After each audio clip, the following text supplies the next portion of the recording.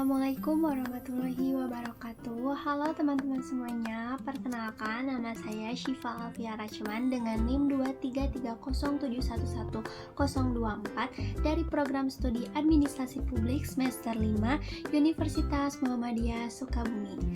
Nah, teman-teman, di sini saya akan membahas sebuah materi tentang kontroversi kebijakan publik untuk memenuhi tugas mata kuliah Analisis Kebijakan Publik dengan dosen pengampu Bapak M. Rizal Amirullah MKP. Selamat menyaksikan. Nah, di sini saya akan membahas dasar dari kontroversi kebijakan publik, seperti pengertian kontroversi itu apa, pengertian kebijakan publik itu apa, dan faktor apa saja yang menyebabkan kontroversi kebijakan publik itu terjadi, dan bagaimana cara menyikapi kontroversi kebijakan publik tersebut, serta beberapa contoh di kehidupan nyata atau di realita nyata kontroversi kebijakan publik itu terjadi. Disimak terus ya teman-teman. Nah, pertama-tama di sini saya akan membahas kontroversi itu apa. Jadi, kontroversi itu dapat diartikan sebagai perselisihan, yaitu perbedaan antara dua pihak ataupun lebih. Adapun menurut Kamus Bahasa Indonesia, kontroversi ialah perdebatan, pertentangan, perselisihan, dan terjadinya pro dan kontra. Nah, dapat disimpulkan juga bahwa kontroversi ialah perdebatan yang terjadi di tengah-tengah masyarakat yang sedang hangat diperbincangkan dan menimbulkan pro dan kontra di masyarakat.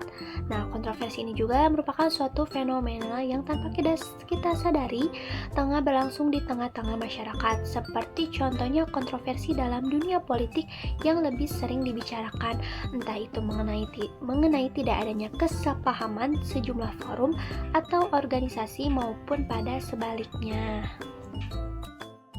Nah, adapun beberapa kontroversi itu terjadi di antara lainnya itu perbedaan pandangan dan nilai di antara kelompok masyarakat, adanya pertentangan norma sosial yang membingungkan masyarakat, serta kurangnya kesamaan tujuan atau cara dalam melakukan sesuatu. Adapun faktor lain yang memicu kontroversi ialah perbedaan kepentingan antar kelompok, kurangnya informasi yang akurat, serta pola pikir dan persepsi yang beragam di antara individu. Selain itu juga, lemahnya sanksi terhadap pelanggaran norma dan ketidakberfungsian norma sosial juga dapat memperbesar potensi kontroversi dan konflik dalam masyarakat. Contoh dari kontroversi itu banyak ya teman-teman. Salah satunya bisa terjadinya tawuran antar pelajar, baik itu lebih 2 sekolah ataupun 3 sekolah lainnya, yang bisa mengakibatkan pertengkaran, perselisihan, dan hal-hal yang memicu konflik. Selanjutnya ada demo mahasiswa yang berakhir ricuh kepada pemerintah. Nah, hal sekecil itu pun bisa terjadi kontroversi, yaitu bertengkarnya dengan orang tua. Nah, adapun cara menyikapi kontroversi itu ialah berpikir secara tenang. Yang kedua adalah mendengarkan pendapat orang lain. Yang ketiga adalah berdiskusi, saling bersama-sama menyampaikan pendapat satu sama lain dan menerima pendapat orang lain. Dan yang keempat adalah saling memaafkan. Pengertian dari kebijakan. Jadi, kebijakan ialah serangkaian prinsip dan konsep yang menjadi panduan dan dasar rancangan dalam pelaksanaan suatu tugas, kepemimpinan, serta tindakan yang dilakukan. Nah, kebijakan ini tidak sama dengan peraturan dan undang-undang. Jika peraturan dapat mengatur atau mencegah suatu tindakan, contohnya sebuah peraturan yang melegalkan kewajiban pembayaran pajak penghasilan. Nah, sedangkan kebijakan ini hanya menjadi acuan langkah yang paling mungkin memperoleh hasil yang diharapkan.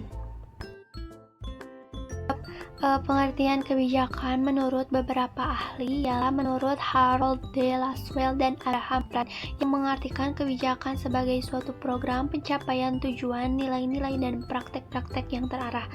Adapun menurut Carl J. Friedrich, yaitu kebijakan sebagai serangkaian tindakan yang diusulkan seseorang, kelompok, atau pemerintah dalam suatu lingkungan tertentu dengan menunjukkan hambatan-hambatan dan kesempatan-kesempatan terhadap pelaksanaan usulan kebijakan tersebut dalam rangka mencapai tujuan tersebut. Nah, jadi dapat disebutkan juga kebijakan ialah suatu taktik atau strategi yang diarahkan untuk mencapai suatu tujuan. Nah, selanjutnya ada pengertian dari public itu sendiri. Jadi, public itu dapat dipahami ketika dikaitkan dengan istilah private, yaitu istilah publik dapat diruntut dari sejarah negara Yunani dan Romawi kuno. Diartikan juga sebagai umum, rakyat, masyarakat, publik, dan negara atau pemerintahan. Kata publik dapat juga bermakna sebagai negara dan publik. Begitu banyaknya makna yang terkandung dalam kata publik beragam. Namun, tersirat satu hal penting, yaitu dalam kata publik harus berkaitan dengan kepentingan publik, kepentingan umum, kepentingan rakyat, atau kepentingan masyarakat. Nah, sehingga dapat dikatakan kebijakan publik merupakan salah satu komponen negara yang tidak boleh diabaikan.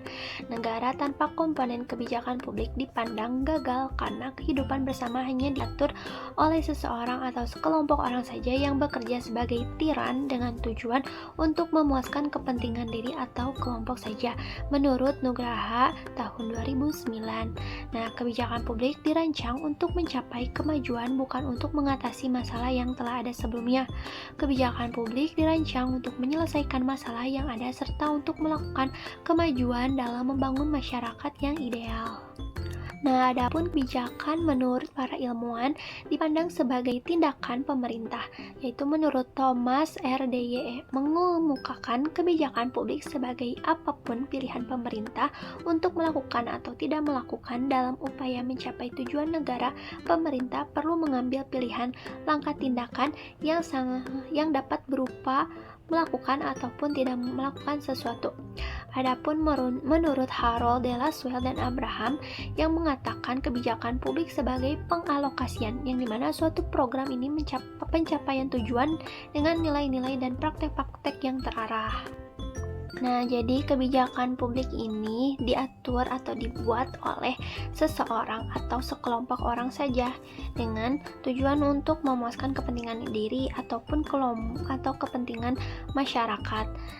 Jadi, kebijakan publik ini dibuat oleh beberapa orang saja ya teman-teman. Jadi itu bisa mengakibatkan kontroversi bagi masyarakat apabila kebijakan tersebut tidak masuk akal atau merugikan rakyat. Ada contoh kontroversi kebijakan publik yang sedang ramai diperbincangkan ialah kontroversi kebijakan makan bergizi gratis atau MBG yang sedang dijalankan di pemerintahan Indonesia yang melibatkan berbagai masalah serius yang muncul selama pelaksanaan program tersebut. Nah, masalah isu utama kontroversi ini ialah kasus keracunan makanan. Beberapa murid mengalami sakit perut hingga keracunan setelah mengkonsumsi makanan dari program MBG, seperti yang terjadi di SDN Tebing Tinggi, Sumatera Selatan dan di Sukoharjo dengan makanan basi atau tidak layak konsumsi. Nah, selain itu juga ada kontroversi mengenai masalah distribusi dan pengelolaan anggaran. Dapur umum yang menjadi sumber pengolahan makanan kadang harus ditutup karena pembayaran yang tertunda, serta adanya dugaan praktik korupsi atau penyalahgunaan anggaran yang besar tanpa pengawasan yang ketat. Nah, selanjutnya juga ada penolakan masyarakat di beberapa daerah seperti di Wamena, Papua, yang dimana ribuan pelajar melakukan aksi demonstrasi menolak program MBG ini karena lebih menginginkan program pendidikan gratis daripada makanan bergizi gratis ini. Karena bangsa ini yang akan meneruskan kita generasi Papua hari ini.